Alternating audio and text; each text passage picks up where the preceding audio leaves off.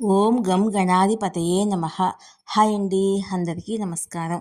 మనం ఈరోజు ఈ వీడియోలో శివకేశవులకు ప్రీతికరమైన మాసము ఈ కార్తీక మాసము. ఈ కార్తీక మాసాన్ని మనము దామోదర మాసము అని కూడా పిలుస్తాము. ఈ కార్తీక మాసానికి మించిన మరొక మాసం లేదు.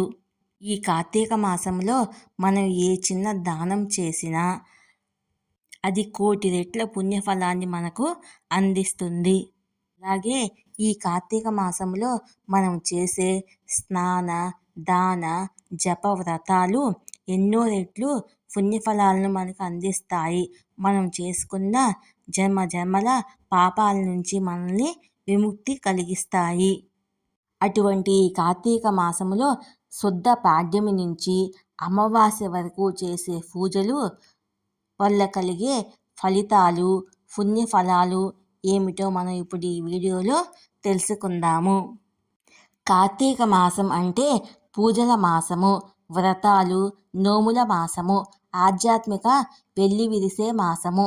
ఈ కార్తీక మాసములో శుద్ధ పాడ్యమి నుంచి అమావాస్య వరకు ఏ తిథి రోజు ఏ పూజలు చేయాలి, ఏ పూజలు చేస్తే కలిగే పుణ్య ఫలితాలేంటో మనం ఇప్పుడు ఈ వీడియోలో తెలుసుకుందాము. కార్తీక మాసములో తెల్లవారుజామునే వణికించే చలిలో చన్నీటితో లేదా తలారా స్నానం చేసి కార్తీక దీపాలు పెడతారు మహిళలు. కార్తీక మాసం అంతా ప్రతిరోజు ఏదో ఒక పుణ్యకార్యాల్లోనే మునిగి ఉంటాము. శివకేశవుల దేవాలయాల్లో విశేష పూజలు నిర్వహిస్తారు.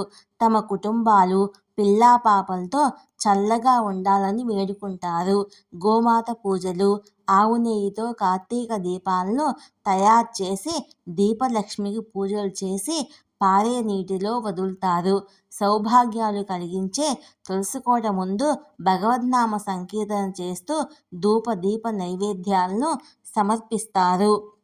అలా కార్తీక మాసం అంతా మనసంతా ఆధ్యాత్మిక పరిమళాలతో నిండిపోయేలా చేయటమే ఈ మాసం ప్రత్యేకత. సాధారణ రోజుల్లో పూజలు చేసిన కార్తీక మాసం మాత్రం ప్రత్యేకమైన ఆధ్యాత్మిక భావన కలిగిస్తుంది. శ్రావణ మాసంలో శుక్రవారానికి ఎంతటి ప్రాముఖ్యత ఉందో కార్తీక మాసంలో సోమవారాలకు అంతటి విశిష్టత ఉంది. అంతేకాదు, కార్తీకంలో వచ్చే దశమి, ఏకాదశి, ద్వాదశి తిథులకు అంతటి విశిష్టత ఉంది. శ్రావణ మాసంలో లక్ష్మీదేవి అనుగ్రహం కోసం ప్రార్థిస్తే కార్తీక మాసంలో ఆమె పతిదేవుడైన శ్రీ మహావిష్ణువుని పూజించటము ఈ మాసం ప్రత్యేకత. విష్ణువును తులసి దళాలతో పూజిస్తే సౌభాగ్యాలను అనుగ్రహిస్తాడు. అలాగే ఆయనకు చాలా ఇష్టమైన కమలాలతో పూజిస్తే జీవించినన్నాళ్ళు ధనానికి లోటు లేకుండా చేస్తాడు. ఎందుకంటే కలువ పువ్వులు లక్ష్మీదేవి నిలయాలు. కార్తీక మాసములో ప్రతిరోజు పుణ్యప్రదమైనదే. ఏ తిథిన ఏమి చేస్తే ఎలాంటి ఫలితాలు వస్తాయో మనం ఇప్పుడు తెలుసుకుందాము. కార్తీక శుద్ధ పాడ్యమి. కార్తీక శుద్ధ పాడ్యమి రోజున అంటే కార్తీక మాసం ప్రారంభమైన రోజు, పాడ్యమి దీపాలు పెట్టుకునే తొలి రోజు తెల్లవారుజామునే లేచి తలారా స్నానం చేసి దేవాలయానికి వెళ్ళి కార్తీక వ్రతము ఎటువంటి ఆటంకాలు లేకుండా జరిగేలా చేయమని ప్రార్థించి సంకల్పం చెప్పుకోవాలి. ఈరోజు నుంచే ఆకాశ దీపము ప్రారంభం అవుతుంది. రెండవ రోజు విదయ రోజు తోడబుట్టిన సోదరి ఇంటికి వెళ్ళి ఆమె చేతి భోజనం చేసి కానుకలు ఇచ్చి వచ్చిన వారికి యమగండం వాటిల్లదని పురాణాలు చెప్తున్నాయి. దీనినే భగినీ హస్త భోజనము అంటారు. భగినీని అంటే సోదరి, ఆమె చేతి వంట తినేదాన్ని భగినీ హస్త భోజనం అంటారు. మూడవ రోజు తదియ. ఈ రోజున ఏదైనా అమ్మవారి దేవాలయానికి వెళ్ళి కుంకుమ పూజ చేయించుకుంటే చాలా శుభప్రదము. కుంకుమ పూజ చేయించుకుంటే సౌభాగ్య సిద్ధి కలుగుతుంది. ఆమె ఎప్పుడూ నిత్య సుమంగళిగా వర్ధిల్లుతుందని పండితులు చెప్తున్నారు. నాలుగవ రోజు చవితి.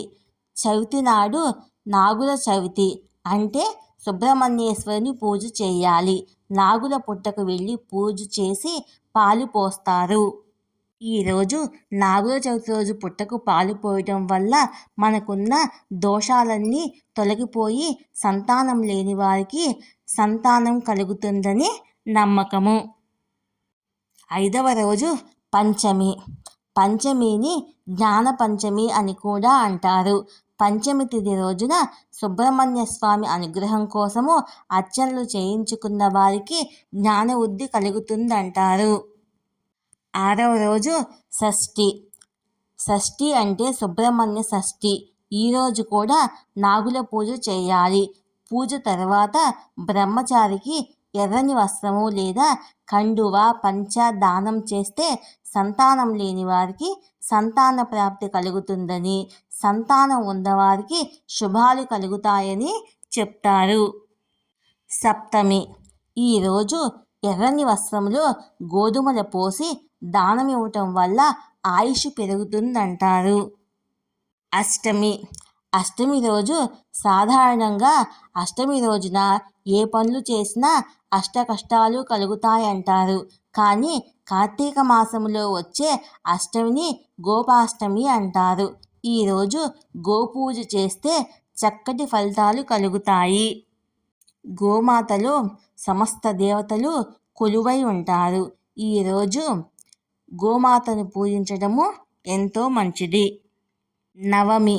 నవమి అంటే చాలామంది భయపడతారు. నవమి అంటే 9వ రోజు.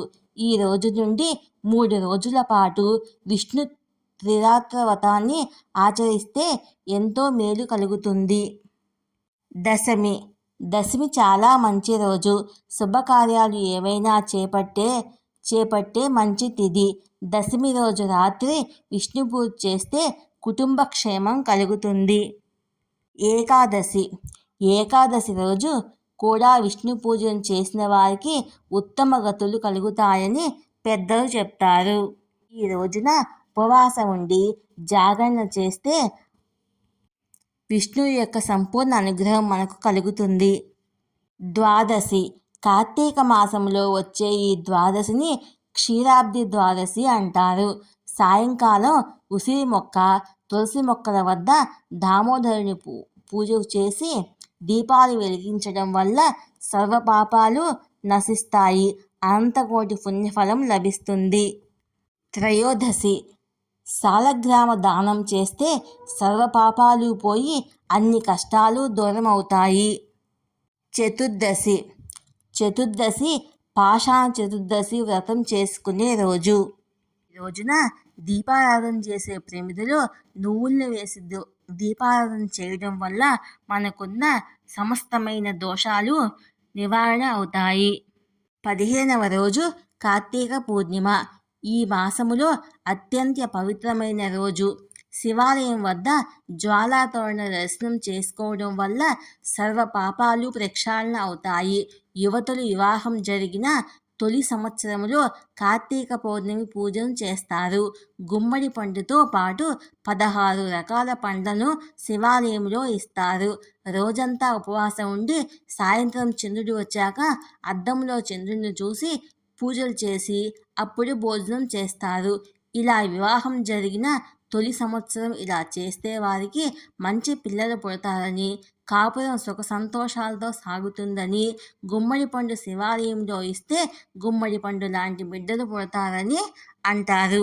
ఈ రోజున శివాలయంలో 365 ఒత్తులు వెలిగిస్తే వారికి ఉన్న సర్వ పాపాలు పటాపంచలైపోయి ఆ శివుని యొక్క అనుగ్రహాన్ని పొందుతారు. కార్తీక బహుళ పాడ్యమి. ఈరోజు ఆకుకూరను ఆవుకు ఆహారంగా పెడితే చాలా శుభాలు కలుగుతాయి. మనకున్న గ్రహ దోషాలన్నీ తొలగిపోతాయి. విదియ. వనభోజనం చేయడము విశేష ఫలాన్నిస్తుంది. మరీ ముఖ్యంగా రాసి ఉసిరి చెట్టు కింద కూర్చొని భోజనం చేయడం ఆచారంగా వస్తుంది. తదియ రోజు. పండితులకు, గురువులకు తులసిమాలను సమర్పించడం వల్ల తెలివితేటలు వృద్ధి అవుతాయి. చవితి. పగలంతా ఉపవాసం చేసి సాయంత్రం గరిక గడ్డితో వినాయకుణ్ణి పూజించి ఆ గరికను రాత్రి పడుకునే సమయంలో తలగడ కింద పెట్టుకుని పడుకుంటే పీడకలు రావని చెప్తారు. పంచమి చిరు ప్రాణులకు ఆహారం పెట్టే రోజు. అంటే చీమలకు, నూకలు, పిండి వంటివి ఆహారంగా పెట్టడం మంచిది. అలాగే కుక్కలకు ఆహారం పెడితే చాలా మంచి ఫలితాలు లభిస్తాయి. షష్ఠి గ్రామ దేవతలకు పూజలు చేసిన నైవేద్యాలు పెడితే వారి కుటుంబాలను దేవతలు చల్లగా చూస్తారు. సప్తమి శివ పూజ చేయడం చాలా మంచిది. జిల్లుడు పూల దండను ఈశ్వరునికి సమర్పిస్తే శ్రీ సంపదలు కలిగిస్తాడు. అష్టమి కాలభైరాష్టకం చదివి గారెలు వండి కుక్కలకు గారెల దండ వేస్తే ధనం పెరుగుతుంది. ఆర్థిక సమస్యలు తొలగిపోతాయి. నవమి కలశంలో నీరు పోసి పండితునికి దానమిస్తే దేవతలకు విముక్తి కలుగుతుంది.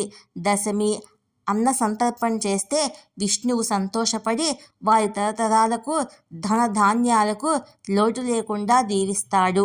ఏకాదశి శ్రీ విష్ణుమూర్తి ఆలయంలో దీపారాధన చేసి విష్ణు పురాణం విన్నా చదివినా కోటి పుణ్యాలు కలుగుతాయి. ద్వాదశి అన్నదానం చేస్తే అన్ని శుభాలు కలుగుతాయి. బ్రాహ్మణులకు స్వయం పాకం సమర్పించడం శుభప్రదం.